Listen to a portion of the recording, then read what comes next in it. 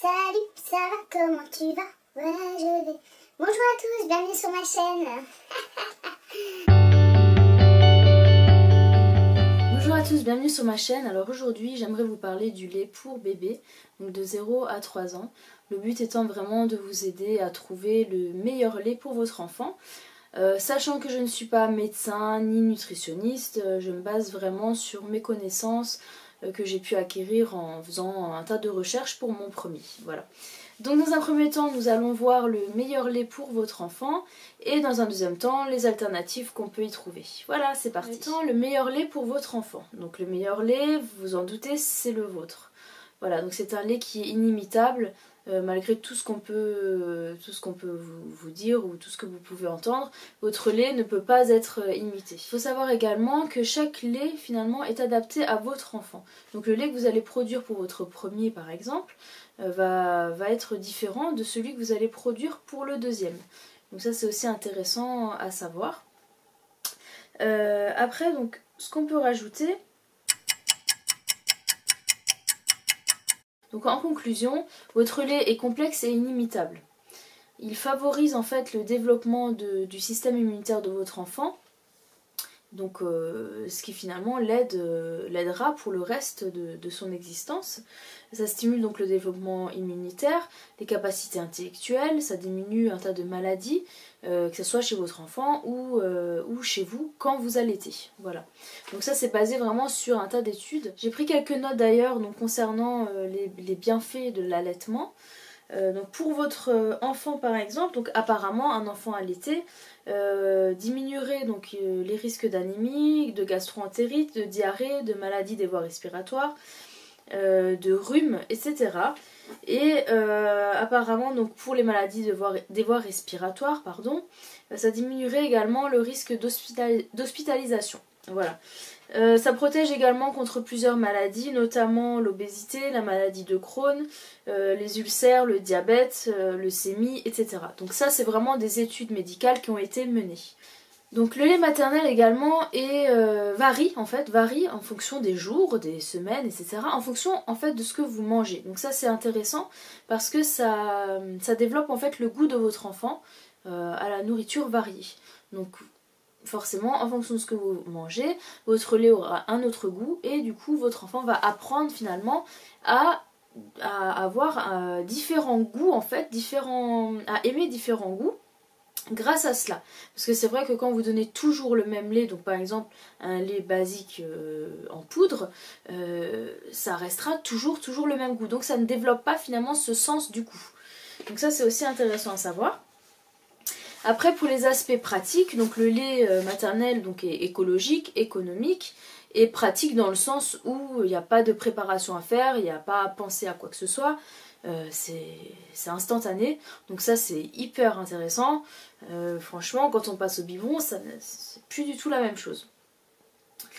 Donc après, j'ai regardé également les bénéfices pour la maman, donc pareil je me fie à mes notes pour ne pas vous dire n'importe quoi.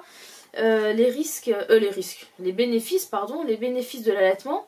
Donc chez la maman, donc ça réduirait les risques d'hémorragie après l'accouchement. Ça rendrait la perte de poids plus rapide. Également, ça diminuerait les risques d'anémie, donc du fait en fait que vos menstruations sont retardées, parce que quand vous allaitez, vous n'avez pas vos règles tout de suite. En général, vous avez vos règles à la fin de l'allaitement, après l'allaitement. En tout cas, c'est ce qui s'est passé pour moi. Du coup, ça diminue les risques d'anémie. Donc ça, c'est aussi intéressant à savoir. Pour les femmes diabétiques, donc ça réduit également le besoin en insuline. Et donc à long terme, après, donc on peut voir également que ça diminue les risques de souffrir d'ostéoporose, de cancer du sein, de cancer des ovaires, de cancer de l'utérus, etc. Donc autant vous dire qu'il y a énormément de bénéfices, sachant qu'en plus j'ai fait vraiment un résumé. Et en dernier point, ça diminue le stress chez la maman. Donc voilà, tout ça pour vous dire que l'allaitement, donc ça n'a pas seulement des bénéfices sur votre enfant, mais également sur vous. Sachant que pour votre enfant c'est vraiment le meilleur lait à donner, il n'y a pas de débat à avoir là-dessus, il ne faut surtout pas croire les campagnes publicitaires pour les laits en poudre, il n'y a rien de mieux que votre lait, voilà. Le mieux c'est d'allaiter forcément parce que il y a une activité qui se fait et qui produit du coup des bénéfices également pour la maman mais également pour l'enfant. Maintenant, si vous ne pouvez pas allaiter ou vous ne pouvez pas continuer à allaiter, vous pouvez tirer votre lait et le congeler. Donc ça vous permet aussi, si vous travaillez par exemple, de continuer à donner votre lait. Voilà. Maintenant, pour ma deuxième partie, je vais vous parler donc des laits, des alternatives en fait au lait maternel. Pourquoi? Bon, parce qu'à un moment donné, on passe à du lait en poudre, sauf pour celles qui ont eu de la chance et qui ont pu continuer à allaiter jusqu'à très tard, ça c'est super. Moi personnellement j'ai pu allaiter jusqu'à 11 mois, après je n'avais plus de lait malheureusement, donc j'ai dû passer au lait en poudre. Donc les alternatives finalement c'est toujours intéressant de les connaître. Et il y a également des mamans qui n'ont pas de lait du tout, donc ça j'ai une amie à qui c'est arrivé, donc je saurais pas vous dire pourquoi, mais je vous invite à faire vos recherches, parce que c'est vrai que c'est quand même fou et triste. Il y a également les mamans, donc par exemple comme ma soeur, qui en fait sa fille avait du mal à téter, donc du coup elle a dû utiliser une tétrelle, ce qui a diminué la production de lait et elle a dû arrêter vers 3 mois, donc c'était pas facile pour elle. Voilà, donc il y a plein de cas particuliers. Il y a les mamans qui travaillent, donc pour les mamans qui travaillent je vous invite vraiment, alors je sais que c'est pas facile, mais je vous invite vraiment au moins à tirer votre lait, même si vous devez alterner entre lait en poudre et votre lait. C'est qu'une période dans votre vie, donc c'est éprouvant, mais c'est tellement important pour après l'évolution, le développement de votre enfant. Voilà. Donc bon, ça c'est mon avis, mais je suis obligée de vous le partager parce que le but c'est vraiment de vous partager le meilleur. Voilà, donc deuxième partie, donc les alternatives. Donc pour ma part j'ai choisi l'alternative végétale. Pourquoi?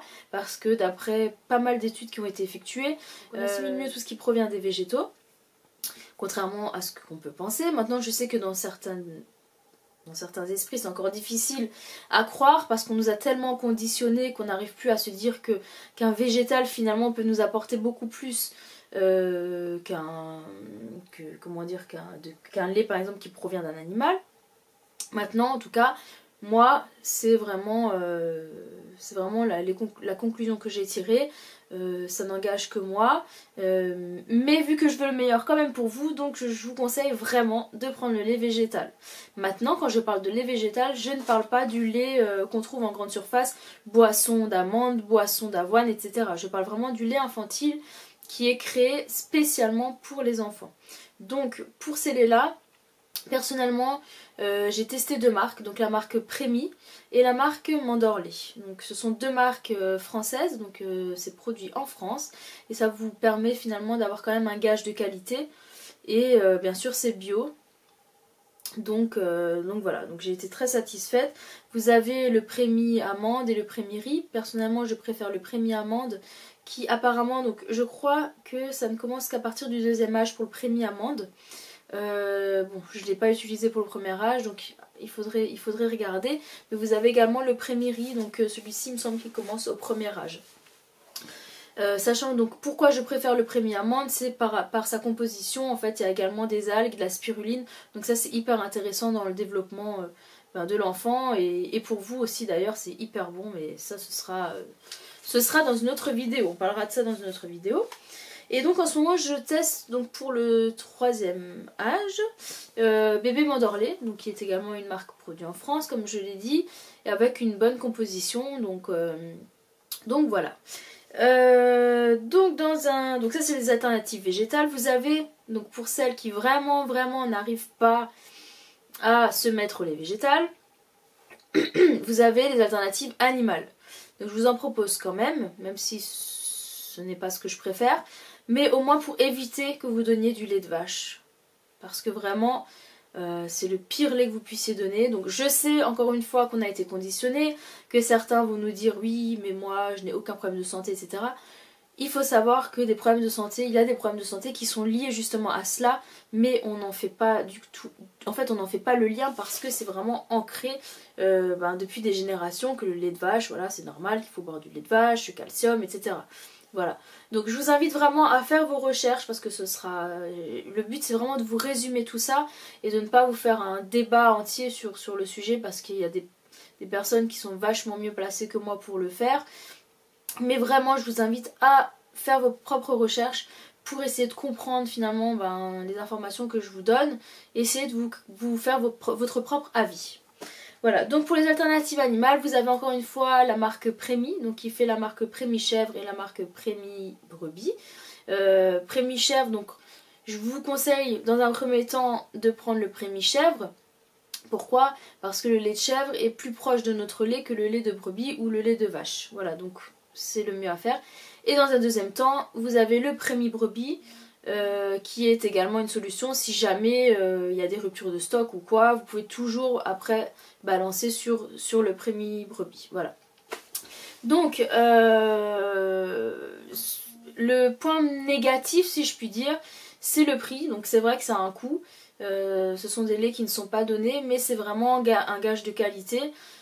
Donc après, c'est à voir en fonction de vos possibilités. Il me semble que oui, je voulais vous partager donc 2 sites internet que vous puissiez vous informer un peu plus. Donc un site que vous devez connaître, c'est doctissimo.fr. En fait, j'ai trouvé un article qui est très bien fait sur la différence entre le lait maternel et le lait de vache. Donc en fait on vous explique pourquoi le lait de vache n'est pas adapté, vraiment en vous donnant des précisions sur les apports, etc. Donc j'ai trouvé cet article bien fait, donc sur doctissimo.fr. Et également pour comprendre comment est fait le lait de la marque Prémi. Donc vous avez le Prémi, alors vous avez le Prémi amande, le Prémi riz, le Prémi brebis, le Prémi lait qui est le lait de vache, mais j'en ai pas parlé, et le Prémi chèvre, brebis, je sais plus ce que j'ai dit. Donc tout ça ce sont que des marques bio, faut le savoir, ce qui est quand même important à souligner. Et donc pour comprendre en fait comment est fait le lait de la marque Prémi, j'ai trouvé un site, donc c'est www.alimentationbio.com, et on vous explique vraiment comment il est fait, les apports qu'il y a à l'intérieur, etc. Et voilà, j'ai trouvé ça génial parce que ça permet de rassurer sur certains ingrédients, notamment la maltodextrine de maïs dont on entend des fois du mal.